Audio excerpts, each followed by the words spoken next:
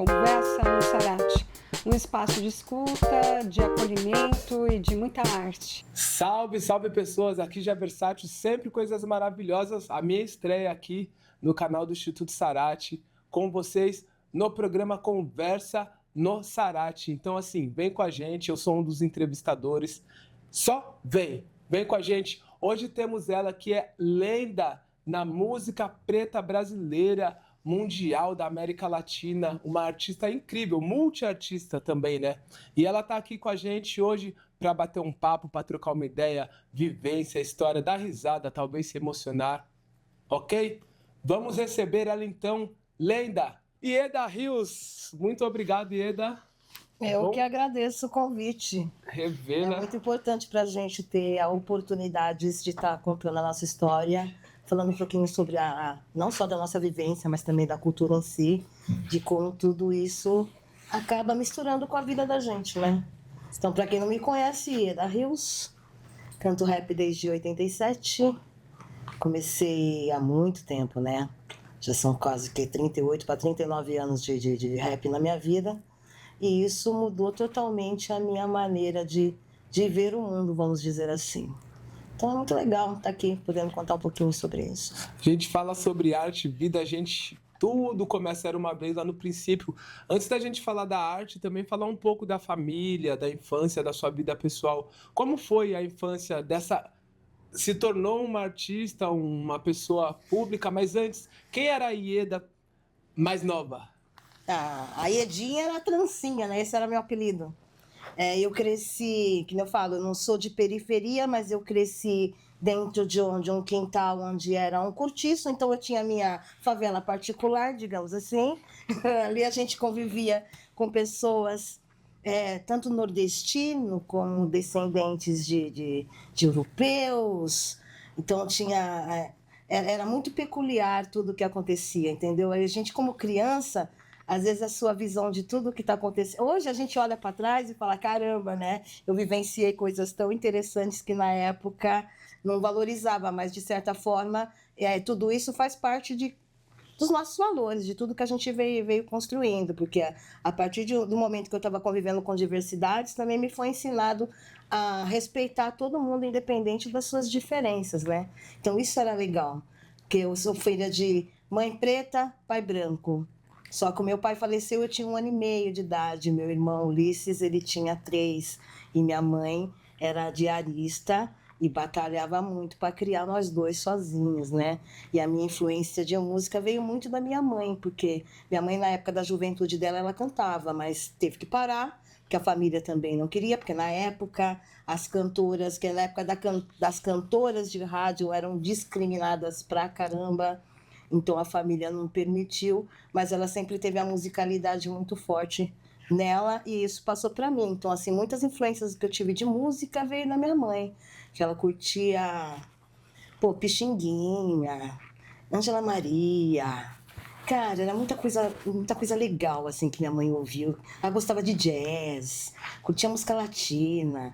Então isso, tudo que eu tenho assim, acho que a minha maior influência veio da minha mãe, depois veio do meu irmão. Porque meu irmão começou a dançar, com 11 anos de idade já começou a falsificar documento para entrar nos bailes blacks, entendeu? Então ele começou a dançar muito cedo. Daí ele teve alguns grupos que ele participou, mas assim, que me vem mesmo na memória do qual eu tive alguma convivência, né? Convivência nos bastidores, porque eu não tinha idade na época nem para entrar nos bailes.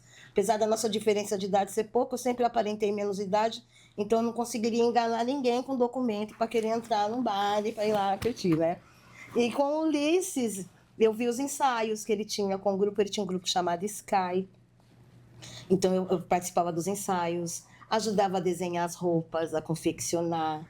Quantas noites a gente passou ali de madrugada, colando lantejoula, com cola de sapateiro, que na época a gente não tinha noção de como nós estávamos ali, tudo chapado, fazendo bagulho, e não tinha noção, que nem hoje se tem, das pessoas que já consumiram cola, né? E a gente se divertia, né? Era um processo de diversão ali, confeccionar todas aquelas roupas. E foi assim que eu fui me envolvendo com o grupo dele, mais nos bastidores, até eu ter idade para poder conseguir entrar dentro de um baile, que ainda lembro que um dos bailes que eu ia com ele raramente era Cascata, que não era nem Clubhouse ainda era Cascata na época. Fui vê-los dançar algumas vezes. Depois teve o Buzo Palace, que era em São Caetano, que era um lugar que eu queria muito ir. Não via a hora de fazer 16 anos para poder entrar no baile do Buzo. Quando eu fiz 16, baixou para 14. Ih, nossa!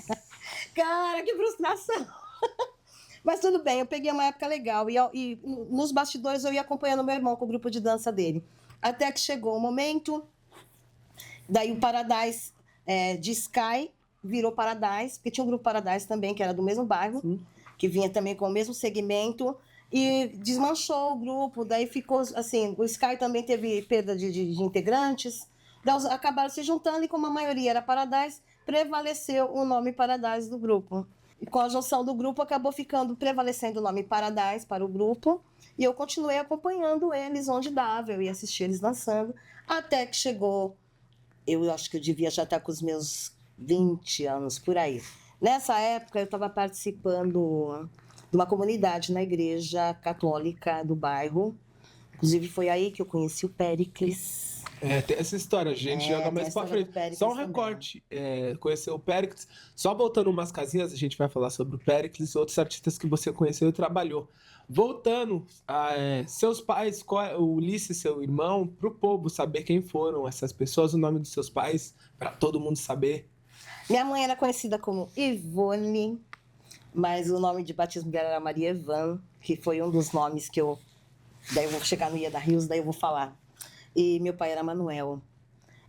Ulisses, que nem o nome do meu irmão, tanto o meu como o dele, veio de novelas de rádio que minha mãe escutou, cara. Sério? Que Então ela escolheu os nossos nomes através das referências dela de criança, da época que ela escutava novelas em rádio. Daí depois, um tempo, por curiosidade, eu fui atrás de saber o significado do meu nome, que significa a que canta. Falei, caramba. Você é batizada como Ieda mesmo? Ieda Maria Delfino. Ah, tá. E temos os nomes, da onde eles vêm, da onde vocês vieram, a família, assim, todo mundo de São Paulo? Não, meu pai era de Curitiba, minha mãe veio do interior de São Paulo, de Araras, Rio Claro, daquela região. Aquela região, eu pergunto isso porque às vezes a gente pensa que todo o nicho da arte, você é uma pessoa extremamente conhecida, todo mundo pensa só que é o eixo Rio, São Paulo e afins, né? E é sempre bom a gente entender. Você traz, seus pais de outros estados, outras cidades, e eles trazem referências de arte. É muito importante isso. Sim. Porque às vezes a gente pensa que só vai escutar jazz, só vai escutar isso quem mora em determinados lugares. E é muito importante a gente saber o nome das pessoas, quem veio antes da gente.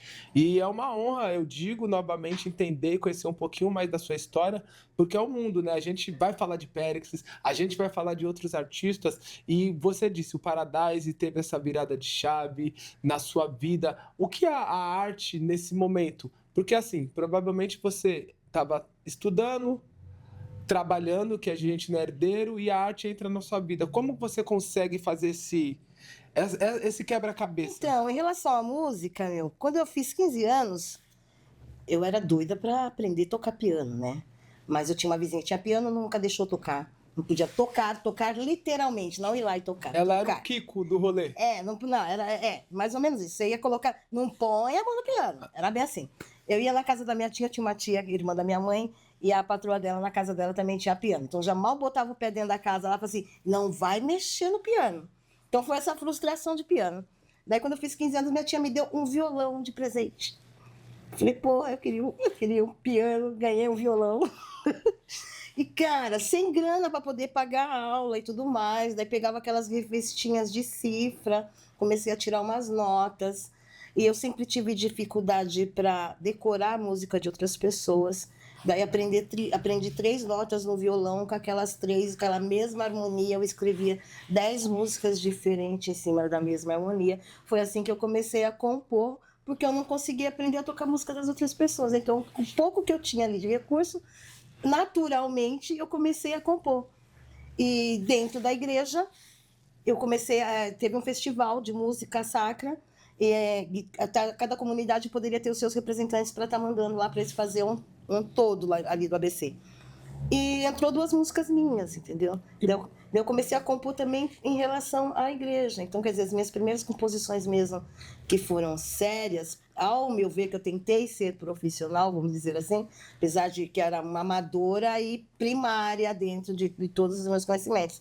Eu comecei a compor para a igreja. Isso para mim foi natural, foi fácil, porque eu acho assim que pô, uma conexão mesmo. Acho que quando você vai escrever louvores, é questão de conexão. Deus te ilumina e te dá tudo que você precisa para pôr no papel. Você consegue transbordar, acho que é a tua fé, quando você já tem esse dom de escrever um pouquinho. Que bacana. Você faz ideia, eu sei que você tem bastante, mas você faz ideia de quantas músicas você já compôs, independente de ter lançado? Uma média, assim, eu sei que você tem bastante, que uma vez conversamos sobre, passa de 100? Com certeza. Passa de 200? Talvez. Eita, tem isso desde o início. Se eu for pensar desde o início. Passa desde... Teve muita coisa que eu perdi, entendeu? Projetos também, que teve uma época que eu estava comecei a aprender produção. Então, teve projetos que eu perdi também. Os nossos HDs da Pau, nós morre junto com a máquina, né? Mas então chega a 200 composições. Eu acredito que sim. Só a sua mesmo. E para entender melhor, assim, você fez as suas composições. Vamos falar um pouco disso. O que era, o que foi, o que continua sendo a sua fonte de inspiração para música? Eu falo, seja pensar numa melodia, me traga algo que, para materializar aqui, falar, isso daqui é um fio condutor aqui. No começo eu escrevia as letras, na real, não é que eu queria escrever poesia. Vinha as ideias e eu tinha um caderno que eu escrevia muita coisa ali. E aí comecei a musicalizar. Depois, na época que eu estava estudando no ensino médio, foi aí que eu percebi que eu sabia cantar. Porque até aí dentro da igreja, todo mundo cantava dentro da igreja. Então, era normal, né? Daí, quando eu estava estudando, fazendo magistério, tinha uma salinha lá em que os alunos se reuniam para fazer música. E eu fui parar nesse cantinho aí da música. Daí, comecei a cantar. Eu estava cantando, acho que Elis Regina, lá junto com eles. Daqui a pouco, todo mundo foi parando de cantar. E só ficou eu e eu também parei. A pessoa falou, não, continua, a gente quer te ouvir. Foi aí que eu comecei a entender que o meu canto agradava realmente as pessoas. E a partir dali também juntamos um pessoalzinho, fizemos uma bandinha, fomos participar de um festival pequeno lá de bairro e começou aí. Eu vi que realmente a música, naturalmente, ela foi fazendo parte da minha vida. Não foi algo que eu falei, eu quero fazer música, entendeu? Assim como fiz outras artes, outras coisas, as coisas foram acontecendo. Mas a música veio assim, veio crescendo aos poucos e foi dominando. Até que chegou o dia que meu irmão chegou para mim, porque meu irmão, como eu falei, tinha o Grupo Paradise, eles estavam sempre já dentro do nicho de São Paulo, porque eles já dançavam para todas as equipes praticamente, acho que menos Chic Show. O Paradise já dançava para Zimbábue, era Black Magic, o pessoal da Cascata e vários outros lugares. Eles rodavam São Paulo inteiro fazendo apresentação com dança. É um recorte para quem não é de São Paulo, não conhece um pouco. Cascata, Chic Show, Zimbábue, são equipes de festa, bailes que faziam aqui na cidade de São Paulo e outros também. E era um baile, imagine um baile, resumindo hoje, um baile, mas nesse baile o pessoal ia para dançar. Viu? Diferente de hoje, o pessoal ia para dançar e não só o grupo do irmão dela, como os demais, as pessoas iam para dançar. Então foi assim, tinha concursos, inclusive, de dança. De dança. Que chegou até no programa do Gugu, que os grupos também começaram a ir participar lá. Então, assim, começou a ganhar mais visibilidade e as pessoas começaram a ter interesse, mas foram poucos que conseguiram ter o espaço ali de estar se apresentando a nível nacional dentro de um programa de TV, né? Mas o Paradise também chegou aí se apresentar lá. Perderam, não deu em nada, mas foi uma experiência, acho que muito boa para eles também, entendeu? Daí o que aconteceu? Começou a aparecer o pessoal fazendo rap. Então os grupos de dança começaram a perder espaço para os grupos de rap. E nessa meu irmão chegou em mim um dia e falou assim, você canta, não canta? Então, eu sei que você escreve, então você vai escrever um rap para nós, para o nosso grupo, que a gente não quer perder o espaço para dança, o pessoal do rap, e deixar de fazer dança. A gente quer juntar as duas coisas, a gente quer continuar dançando, mas a gente quer fazer rap também. O que é rap? Daí meu irmão veio explicar para mim. Ele falou assim, poxa, como é que eu vou te explicar? Ele começou a cantarolar a levada de rap. Daí eu falei assim, já escutei alguma coisa, né? Daí nisso ele começou a me trazer material, e justamente assim, a minha primeira referência mesmo, do que ele estava querendo me mostrar e que eu já tinha escutado era Sugar Hill Gang, cara. Foi daí que saiu Ieda Hills. Do Sugar Hill Gang. Sério? Porque todo mundo, depois que eu comecei a cantar com o Paradise, que assim, primeiro eu comecei escrevendo letras de rap para eles, daí eles foram se apresentar, eu só estava lá assistindo, foi a primeira apresentação do Paradise, achei assim... Cara, eu não tinha noção, eu estava escrevendo uma coisa sem ter visto sequer na vida um grupo de rap cantando. E naquela apresentação deles eu estava lá e vi outro pessoal cantando, e a hora que eles começaram a cantar eu falei, poxa, meu... Ficou devendo muito para aquilo que eu já estava vendo ali. Mas eu não tinha referência. Eu escrevi um rap sem ter referência realmente do que era um rap em si. E foi nessa mesma noite, para mim foi nessa mesma noite, meu irmão às vezes fala que não, que o Taíde se apresentou, que o Nazi do Ira apresentou ele, foi no palco da Cascata. Daí, depois que eu vi o Taíde cantando, cara, eu falei assim, agora iluminou, agora abriu. Agora eu sei o que é rap. Entendeu? Que ano? Eu acredito que foi 87, cara. Eu coloco como eu comecei em 87, mas na verdade eu não tenho uma data exata. Mas o Taíde também fala que ele começou lá em 87. Eu falei, então, eu vi tua primeira apresentação. Então a gente já falou assim, então é 87 mesmo que eu deve ter começado, entendeu? Mas eu já comecei escrevendo antes. Então, mas eu conto a partir do momento que eu estava no palco, foi a partir de 87. Mas eu comecei a escrever letra antes disso. Inclusive no livro Perifeminas, elas colocaram lá, que eu nem sabia, tá lá, aqui eu fui a primeira mulher a escrever letra de rap para homens dentro do movimento hip hop. Falei, isso é curiosidade, porque nem eu sabia. Nem você sabia, nem eu sabia. Então, a partir daí, eu comecei a cantar com eles também. Falei assim, não, você tem que estar com a gente junto. Daí foi que a gente começou a misturar a melodia também com o rap. E quem vinha também nessa pegada na época era o Funkcia, também tinha a Tula, que a Tula foi a primeira mulher que eu vi com um grupo de rap, entendeu?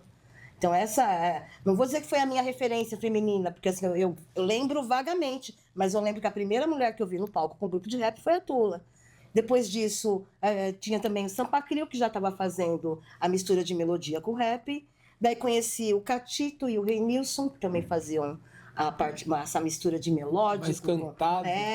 Inclusive o Catito me levou para fazer jingles com ele no estúdio do DJ Cuca. Nossa, atualmente Cuca Beats. Pois é, lá em Pirituba, a gente ia para lá para gravar com o Cuca para fazer as paradas. Então, assim, o Paradise me colocou no palco. Eles que me levaram pro rap. Eu, sem ter muitas referências, comecei a escrever e fui crescendo junto com eles, cara. E apesar da gente já ter outros grupos também que faziam a mistura da melodia com a rima, a gente era discriminado. Porque teve muitos eventos que a gente ia fazer show, tinha grupo que entrava depois da gente e falava assim, agora vocês vão ver o que é rap de verdade. Só que hoje, depois de mais de 30 anos, todo mundo faz rap como a gente fazia lá no começo. Então, o fato de discriminar não levou a nada, cara. Porque até essas pessoas que mesmo discriminou a gente, que misturava melodia com rap, se ainda estiver fazendo rap, tá fazendo do mesmo jeito que a gente fez lá atrás, entendeu? Isso que é interessante. E a partir daí, eu só vim somando, comecei a receber convites para participar de músicas com o pessoal, por causa de fazer a melodia, escrever os refrões.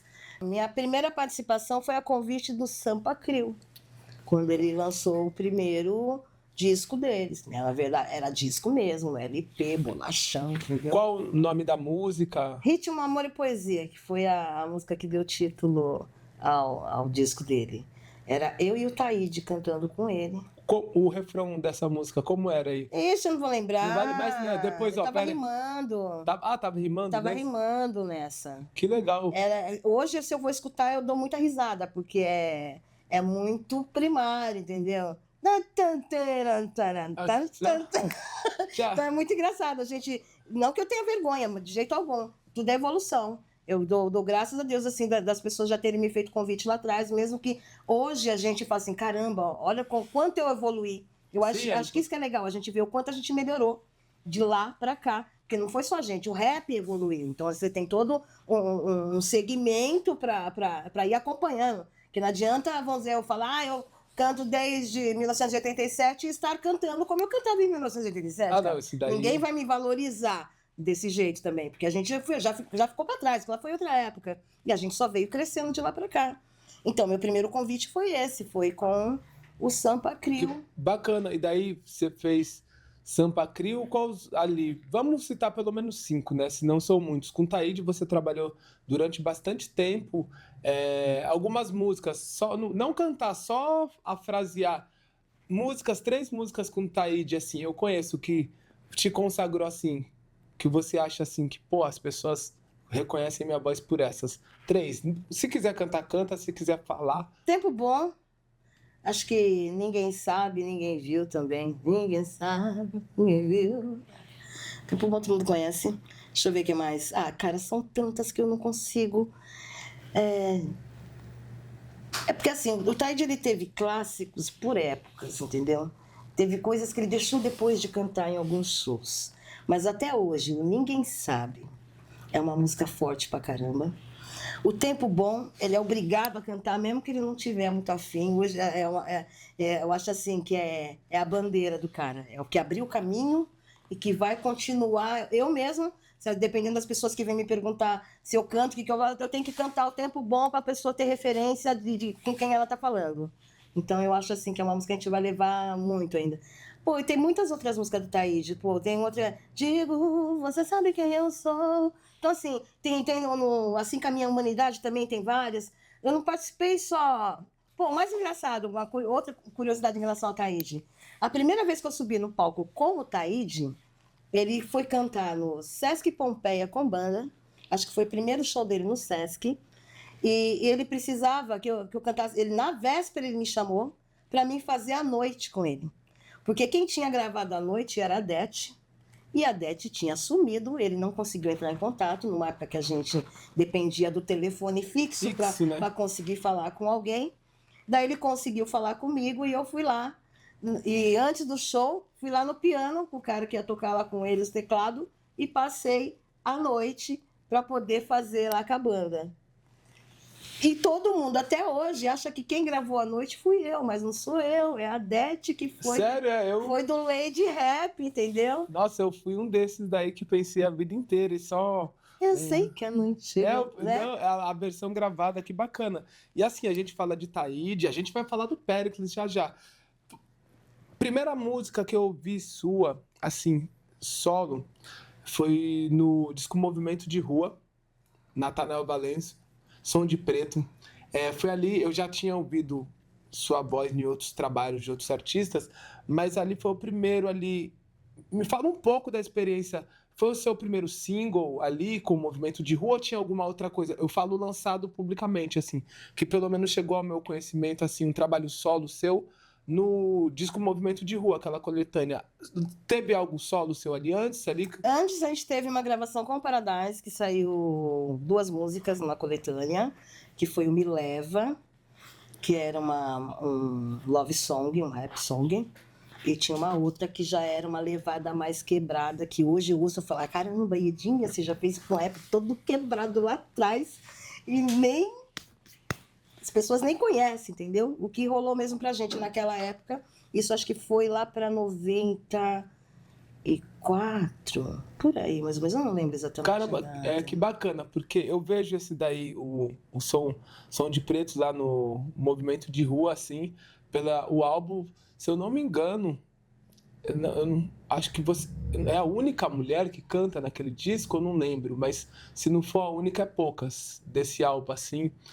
Falando da imagem da mulher na arte, você sofreu muito, você teve muitas barreiras, assim, nesse processo pelo fato de você ser mulher? Na sinceridade, assim, foi mais difícil?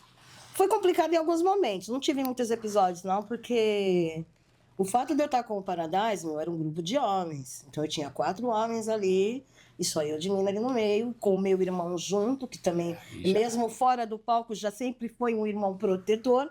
Então eu tinha esse escudo masculino, que não me deixava nada me afetar. Mas eu tive momentos que eu estava em cima do palco, e eu via mulheres lá de baixo. Pô, Mila, o que você está fazendo aí? Isso daí é coisa de homem, entendeu? Daí chegou uma vez que eu não aguentei e eu acabei Pô, você não tá gostando? Então sobe aqui, ó. Vem aqui, pega o meu microfone, vem mostrar que você sabe fazer melhor. Ao vivo, meteu Ao essa? vivo. Nossa, eu fiquei irritada aquele dia, eu não sei quem me deu. E eu comecei a discutir com a menina que tava lá na Ô, plateia. louco, artista polêmico, ó, já temos polêmica. Eu come... Ieda Rios com 1 metro e... 1,56 m. brigando no palco em pleno, ó, isso daí já dá corte, em pleno anos 90. Sério, meu, eu fiquei irritada e comecei a brigar com as minas. E teve outras situações também, meu. Eu já tive. Uma vez eu fiz um show, que nem estava falando do Som de Preto, que saiu nessa coletânea, fui cantar num evento, não lembro se foi no Centro Cultural Vergueiro, e daí depois veio um pessoal falar comigo, umas meninas, falaram assim, poxa, eu só conhecia você do tempo bom, não sabia que você rimava. E eram pessoas que estavam ali dentro de uma militância, questionando todo mundo o tempo todo sobre a cultura. Eu falei assim, então, eu vi você ali conversando com o pessoal, falando sobre várias coisas do movimento, de conhecer a história. Eu falei, então, meu, vai conhecer um pouquinho a história do rap também. Se for olhar para trás, se for conhecer meu trabalho, você vai ver que não é só do Senhor Tempo Bom. Antes do Senhor Tempo Bom, eu já tive outras gravações também. Minha primeira gravação foi rimando junto com o Sampa Crio. Então, as pessoas não me conheciam, porque, queira ou não, quem deu visibilidade foi o trampo do Taíde. Então, as pessoas me conheciam a partir daquele momento, entendeu? Mas eu comecei rimando, comecei escrevendo, entendeu? Sim, o trabalho é ímpar, vamos de trás para frente, assim, falando da sua discografia. O último disco que você lançou, o Chiado do Vinil, é o último ou o penúltimo? É o último. Porque caso do negócio de pandemia, apocalipse, bagunçou. Eu tive 2 EPs que estavam prontos ao mesmo tempo, que foi o Hits Rios e o Chiado do Vinil. E eu não sabia qual que ia sair primeiro. Daí primeiro acabou saindo o Hits Rios. Correto. Daí, isso foi em 2021, e o Chiado do Vinil saiu em 22 para 23, assim. Que a pandemia dá uma confundida na cabeça de todo mundo. Você tem esses trabalhos aí, produtores. Você trabalhou já com o DJ Luciano, um montão de gente. Antes desses dois, você teve qual trabalho, assim, solo? Falando da sua discografia, assim, mais single, álbum, você chegou a... Não, tudo que eu fiz foi muitas participações. Sim, Porque assim, eu nunca... Com o Paradise, a gente chegou a começar a gravar a gente ia soltar um álbum, isso lá nos anos 90. Daí o que aconteceu? A gente tomou um bonde, entendeu? Do cara que estava fazendo a produção executiva, financeira do negócio. A gente tinha 80% do nosso trabalho pronto dentro do ateliê e não concluiu nada. O cara saiu fora, não pagou o estúdio. O estúdio também não tinha, o pessoal do ateliê também não tinha interesse em colocar na rua, porque, que nem, eu até entendo a visão deles. Falei assim, não, a gente aqui, nós somos produtores. A gente não é uma gravadora para que vai... A gente vai ter que ter um trabalho que a gente não faz. Agora, se você conseguir alguém que queira dar continuidade, só que a gente não teve essa oportunidade de ter alguém que quisesse fazer o nosso trabalho. Nosso trabalho chegou até a bater lá na porta da Bandeirantes, assim como também chegou na Sony Music, e levamos o bonde de um monte de gente que só puxaram o nosso tapete, entendeu? No final das contas, não acabou concretizando nada. Isso acabou desestruturando o grupo, o pessoal acabou querendo sair fora, daí um foi pro samba, outro continuou no rap, outro não foi fazer mais nada. Ó. E assim foi, eu comecei, tive uma pausa aí, mas sempre veio muitos convites para me fazer participações. Então eu continuei, sempre eu tive inativa. Mesmo que eu não tivesse com o grupo Paradise ali, eu mesmo sozinha em casa, eu estava lá sempre escrevendo. Eu me considero uma compositora compulsiva, entendeu? Você é uma máquina de escrever. É que nem eu falo pro povo, não me mande pits depois das 10 da noite, porque eu preciso dormir, porque o negócio vai chegar, eu vou querer escutar, e geralmente eu já saio escrevendo na hora, entendeu? Geralmente as coisas acontecem assim.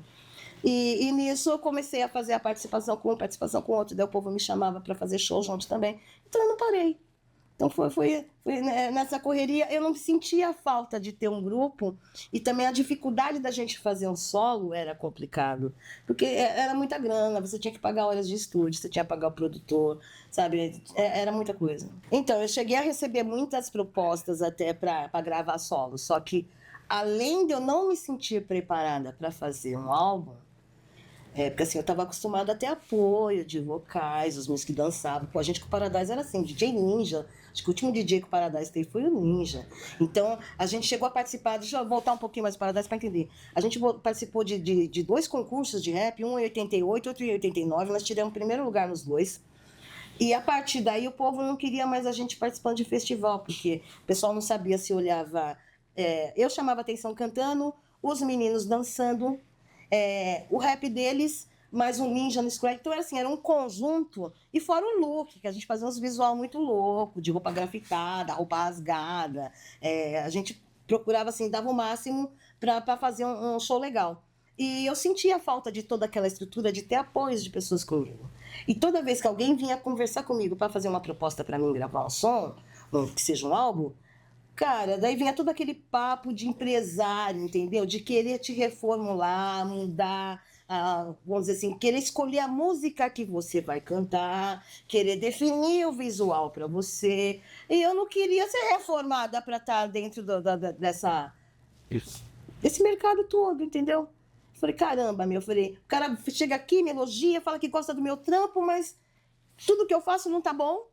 Tudo que ele gostou não tá servindo, então. Então eu simplesmente abri a mão. Eu abri a mão. Falei assim, não, eu quero continuar fazendo o que eu gosto de fazer. E acredita também, né? Meu. Eu falei, eu vou perder a característica de tudo que eu... Daqui a pouco eu não ia estar mais fazendo rap, ia estar fazendo outra coisa, entendeu? E você caminha na black music, não só no rap, quando vê, não é só rimado, a melodia, você tem muitas influências do R&B, do soul, falando influências e referências assim, rimar, ok. Quem são mulheres assim, brasileiras e internacionais que te inspiram de outros segmentos, até do rap mesmo, que você, ao decorrer da vida, porque muita gente pensa que inspiração é quem veio antes só. Às vezes, inspiração é quem está do nosso lado. Artistas. Ah, sim, que nem na minha adolescência era Sandra de Sá. Inclusive, eu vivia com o violãozinho debaixo do braço na escola e o povo me chamava de Sassá, entendeu? Olha lá, que era meu eu de Black Powerzinho. Imagine, você com o violão. Imagine se fosse o piano nas costas. Aí, ó, meu lado positivo. Vai. Que eu queria um piano. Vai. Nem piano, nem violão eu toco. Mas resumindo, mas entre ir pra escola com um violãozinho debaixo do braço e um piano nas costas... mas a gente podia levar um teclado, né? Sandra de Sá foi na minha adolescência, era uma das minhas inspiradoras. Mas nessa época, assim, eu conheci uma menina que estudava comigo e os pais dela eram músicos e curtiam muito MPB. Então eu fui aprender muito dentro da casa dela, aprendi muita coisa de MPB com eles. Que eu falei da minha mãe. Minha mãe me trouxe muita influência do que ela ouvia. Que nem hoje, atualmente, cara, eu tô sempre vendo coisas novas. Eu evito ficar revendo aquilo que eu já conheço. Eu sei que tem pessoas que falam assim, não, eu só gosto dos flashbacks e tal. Pô, mas os flashbacks a gente já conhece, entendeu? Então, às vezes, eu fico navegando aleatoriamente no YouTube, eu vou pela cara e eu acho pessoas assim que falam, caramba, falei, preciso aprender melismo, porque eu tô vendo alguém melismar lindamente. Isso aí, e vão inspirando, às vezes é divisórias de rima, das quebradas, assim, pô, já tô precisando me atualizar, entendeu? E assim eu vou. Eu não tenho uma pessoa específica, mas eu amo escutar Erykah Badu, eu gosto de Angel Stone, da Jill Scott, que nem a atual Coco Jones. Pô, pessoas que cantem mais que eu, porque se for me cantar quem canta menos do que eu canto, eu não vou aprender nada. Então, eu quero estar sempre aprendendo algo novo. Então, quando eu vejo alguém que eu admiro, que nem recentemente eu vi um cara que é o Duran Bernard. Não conheço. Eu vou te mandar o link, porque você tem que conhecer. É um artista, meu, que eu falei, caramba, meu, tanto ele... O cara é gay, é uma moça, mas a expressão corporal dele e vocal... Ele remete em algumas músicas e alguns trechos do que ele canta, o pessoal lá dos anos 70, porque ele tem aquele gravão que vai lá embaixo e também ele chega naquele agudo quase Mariah Carey, entendeu? Então é uma pessoa que tem uma extensão de voz e uma expressão corporal que eu acho muito boa e eu adoro ver os shows aqui. Sempre tem alguma coisa ali que eu falei, puxa, que legal. Esses dias eu vi o cara tocando ali, fazendo bailinho de DJ numa sala tipo nessa que a gente está, com o pessoal... E muita coisa legal ali. Falei, olha só, é muito legal você ver o outro lado da pessoa. Assim, não é só o cara do palco, não é só o cara que está cantando ali. Ele tem outras vertentes. E é tão boa quanto. Que bacana, é importante. Então, eu acho importante isso. Que nem eu falo, eu não sou uma pessoa que sabe dançar. Eu danço um espacinho. Mas adoro quem dança, adoro ver o povo dançando break. Eu piro naqueles concursos, aquelas competições de breaking. Então tem muita coisa. Adoro grafite, também gosto de pintar, gosto me inspiro em grafite para fazer algumas artes também. Que nem a gente estava falando dos meus trabalhos antigos no Hits Rios, tem uma música que chama Obsoleto, que foi ela que acabou dando identidade pro álbum. E porque ela fala da nossa atualidade de agora, que é inspirada nos comentários dos teóricos da conspiração. Eu falei, pô, o bagulho aqui é futurista, vamos fazer alguma coisa afrofuturista. Daí eu fui pensar o que eu podia fazer. Eu fui olhar e falei, não, a gente podia fazer umas roupas robóticas, né? Coisa de doido mesmo, né? Daí eu fui ver como que os cosplayers faziam as suas roupas. Daí eu vi que era EVA 5mm. Eu falei, eu tenho. Que eu estava trampando em escola e eu tinha ganhado semanas antes pacotes imensos de uma amiga que trabalhava com EVA, e como eu sempre cuidava da parte artística também da escola, eu acabei aceitando, então eu tinha assim uma montanha de EVA de 5mm para mim poder fazer minhas roupas. E apesar de ter dado para a escola, eu também tinha acesso, e a minha diretora, não, pode pegar o que você quiser, que a gente não vai usar tudo isso, né? Além do que você ganhou, você já pegou um pouquinho. Daí eu fiz o cenário, fiz várias coisas para cenário, fiz uma armadura para mim e pro Tifu. Música com Tifu. Então, ó, quem estiver vendo aí, vai lá, assiste o vídeo, chama Obsoleto, tá? Eda Rios e Arnaldo Tifu. Então, eu fiz praticamente tudo ali. Eu só não filmei, porque não dá. Não dava. Eu assisti um trabalho incrível. É muito importante falando Foi assim, projetos. Trabalho ferrado. Eu passei 2 meses, chegava em casa do trampo, já sempre... Minha casa virou um ateliê, né? Você via ver para tudo que era lado. E passei 2 meses fazendo a roupa de nós dois e fazendo as coisas para cenário. E o trabalho, eu acho assim, que ficou incrível, que nem hoje a gente tem inteligência artificial, que você não vai gastar nada com figurino se você quiser fazer algo futurista. Mas na época, não, eu sempre procurei me virar com o que eu tenho. E eu achei que o trabalho ficou incrível, me gabo, porque eu gostei do resultado que deu. O papo tá bom, Ieda, é uma honra, mas tudo que é bom dá pra curtir mais um pouquinho, mas não vai ser hoje, deixar com gostinho de quero mais. Muito obrigado por ter aceito o convite, estar aqui com a gente no Instituto Sarate. É um instituto incrível. Vem conhecer mais do Sarate, você que estiver assistindo também. Muita coisa incrível acontece nesse lugar, nesse local. E vamos para antes dos projetos atuais que a gente ficou segurando. Pericão, como foi? Qual é a sua relação com o Pericão aí? É amizade, é só trabalho? É o que você, o Pericão aí? Eu conheci o Péricles através da comunidade que eu estava na igreja, por conta da minha música, que ia participar de um festival. Nessa época eu já estava no começo fazendo rap, a gente tinha sucesso já com o Paradise com a música Me Leva. E teve um mês de junho, que era mês dos namorados, e como estava estourada o nosso love, o nosso happy song, né? Nós tínhamos shows o mês inteiro. Só que na comunidade você não podia ter 3 faltas no mesmo mês, porque senão você poderia ser tirado fora. Eu avisei todo mundo que naquele mês eu não poderia estar lá, e mesmo assim vieram me dar um castigo. Falei assim, já que é assim, você não vai poder cantar sua música lá no festival. Porque assim, eu ganhei dentro da comunidade da nossa paróquia e ia para um festival onde ia estar representando o Grupac, que era o grupo da época. Daí eu falei, como assim eu não vou poder cantar minha própria música? Não, a gente já arrumou alguém para cantar para você. Eu fiquei... Bom. Quem será esse alguém? Daí o que acontece? Daí vieram me procurar, falaram assim, quem vai cantar sua música é o Péricles. E justamente nesse período que eu estava afastada, foi quando ele entrou na comunidade. E ele já chegou, o pessoal já percebeu quanto ele cantava bem, ele tocava um pouquinho de violão, muito pouco. Daí ele pegou e me chamou para mim ensinar ele a tocar minha música. Que eram 3 acordezinhos só, e ensinei ele de boa.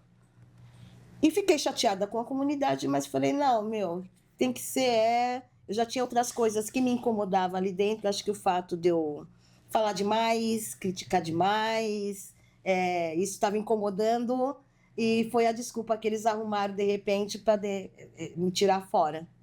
Daí eu peguei e ensinei ao Péricles, e no dia da apresentação dele lá, e essa apresentação do Péricles foi a primeira vez que ele subiu no palco, acho que em público, para estar cantando, e foi a minha música. Foi antes do grupo, antes disso daí, a gente 90? Nossa, Péricles, 90?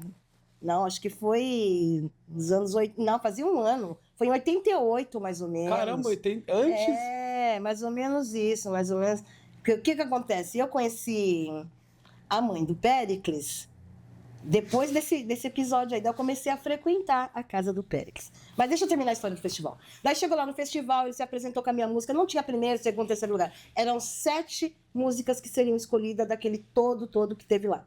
E minha música entrou entre as 7. E eu fui assistir, só que eu estava escondida, de certa forma, porque o pessoal da comunidade não sabia que eu estava lá. Eu estava lá no fundo do teatro assistindo todo o festival.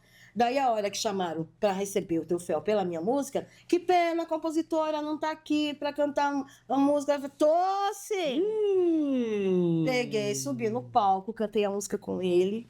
Daí todo mundo elogiou pra caramba. Poxa, mas ficou melhor com você do que com ele. Eu falei assim, gente, eu escrevi a música pra mim, não foi pensando nele cantando. Mas não quis explicar a história toda, né? Daí o pessoal da comunidade, só para encerrar, vieram pegar o troféu da minha mãe. Era um anjo barroco lindo. Falei, esse troféu eu vou levar para casa, eu vou mostrar para minha mãe, depois eu devolvo para vocês e deixo lá na prateleira lá da Grupac, porque toda vez que vocês olharem esse anjo barroco, vocês vão lembrar que essa comunidade ganhou esse troféu com a minha música. Caramba! E foi o que eu fiz e abandonei a igreja. E foi assim que eu conheci o Péricles. Daí eu passei a frequentar a casa dele, fiz amizade com a mãe dele. E aí que eu fui parar no estado, fui trabalhar em escola, porque ela trabalhava na escola que eu fui trabalhar. Porque ela me convenceu a prestar o concurso e ir trabalhar em escola. Daí eu passei muitos anos trabalhando com a mãe dele. Teve um período que ele também trabalhou lá. Depois teve um período que ela me convidou para ser inquilina deles, que ela tinha uma casinha lá no fundo que foi desocupada. Eu estava procurando casa e ela me ofereceu para mudar para lá. E eu fiquei durante 5 anos sendo inquilina do Péricles, da família toda dele. Daí, mais ou menos nesse período dos 5 anos, mais pro final, foi quando o Exalta já estava começando a ganhar notoriedade. Mas eu cansei de ir em boteco com a mãe dele para ver o Exalta tocar, para a gente fazer volume, para dar apoio, entendeu? Então foi assim que eu conheci o Péricles. Que bacana, que legal. E assim a arte, a vida vai construindo pontos, né? O que falta ainda é a gente fazer um som junto. Mas... vamos lá, fica a dica, hein? Você que tá assistindo esse vídeo aqui, ó, pega, corta e Pericão, aí, ó, vamos fazer, hein? Falando pro povo que a gente tem música junto também. Tive a honra, o privilégio de gravar com você a música Protagonistas durante um período muito louco, né? Pra quem não conhece, uma música minha com parceria com a Eda Rios, um projeto chamado Protagonistas, onde só pessoas pretas, desde a produção musical até, enfim. Não, foi muito interessante. Pessoas incríveis. Obrigado, Felipe Romão, por ter gravado o videoclipe. E uma honra ter feito o primeiro. Vai ter mais, tem trabalho novo agora, né? Tem o meu disco aí que tá para vir aí também. E muito obrigado pela sua contribuição na minha vida, na arte e ao mundo, assim. Projetos atuais, como é que tá aí para não só esse ano? O que você pretende aí? Bom, eu tenho, que nem a gente estava conversando antes, eu tenho muita coisa, muito material em casa. Então eu quero separar mais para frente. Eu tenho algumas coisas minhas da época que eu estava produzindo, coisas que vale a pena ainda colocar na rua. Então eu consegui resgatar alguns desses projetos que eu havia perdido. Então eu quero fazer nem que seja um EPzinho, nem que seja 4, 5 músicas minha com produção minha. Então eu acho que é bem legal também mostrar esse lado. Eu já tenho várias com o DJ Luciano, que já está lá eu preciso, agora vai depender de mim, finalizar vocal e tudo mais, para estar mandando para ele. Tem muita coisa que nem você falou, eu não soltei EP, mas eu teve coletâneas que eu entrei com 3, 4 músicas. Tem muito trabalho que eu fiz também com o Arnaldo Tifu, tem Pedro Simples, Gia Versace. Só procurar, gente. Procura tanto no YouTube como lá no Spotify, tem muito trabalho meu legal. Gravei uma música do Bailey. Aliás, uma não, foram 2 que ele me mandou, que foi a primeira vez que eu gravei letras de outras pessoas. Ele falou assim, eu tenho músicas aqui que eu gravei e tal, e eu tô mandando pras meninas, quero só mulher cantando pra mim. Daí ele mandou a música e eu coloquei vestir com a minha cara, e a gente fez o som e ficaram legais também.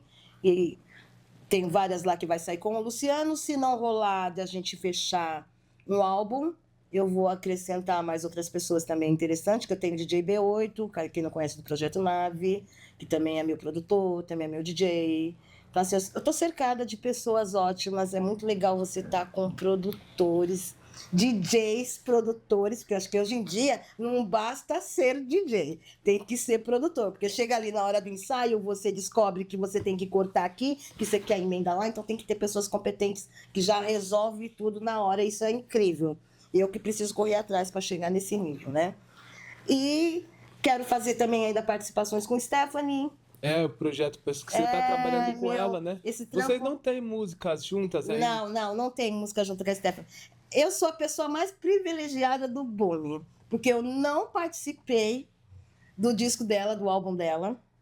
No entanto, no show, eu canto praticamente as participações, tipo da Lué de Luna, que não tá lá. Tem esqueci o outro nome da outra menina, que é latina. Então, tudo que é a parte melódica desse disco, quem tá fazendo sou eu. E também ela me dá a liberdade de fazer minhas rimas junto.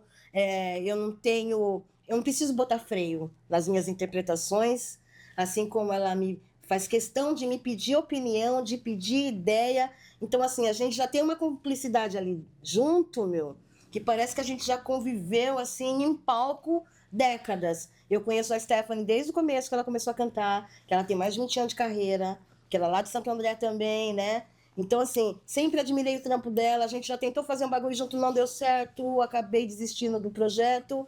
E agora aconteceu da gente estar fazendo esse trampo junto. Pra quem não sabe, né, a Ieda tá fazendo a turnê junto com a Stephanie desse disco novo e é muita gente. Eu queria esticar, vocês sabem, mas antes das considerações finais, em poucas palavras, falando do universo feminino, tá trabalhando com a Stephanie, assim, uma vez que a gente citou, como foi a sua... Óbvio, você já chamou a atenção das pessoas em cima do palco, como você disse lá atrás, já cantou para muitas pessoas, mas como foi a sensação de estar juntamente com o time da Stephanie se apresentando no Lola 2026? Antes das considerações, tenta ser breve, eu sei que é muita emoção, como foi essa sensação?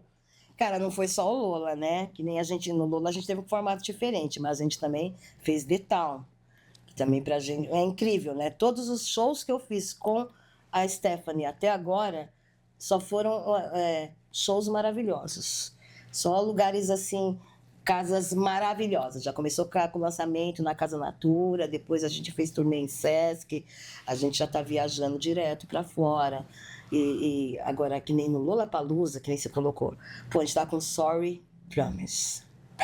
Cara, acho que é o baterista do hip hop, por mais que eu conheço outros bateristas que também são ótimos, mas eu nunca vi ninguém assim que vai lá buscar o timbre igualzinho. Ele estuda muito. Eu sempre, quando eu trabalho com música, eu dou a liberdade da pessoa, eu não fico querendo colocar, não precisa ser idêntico.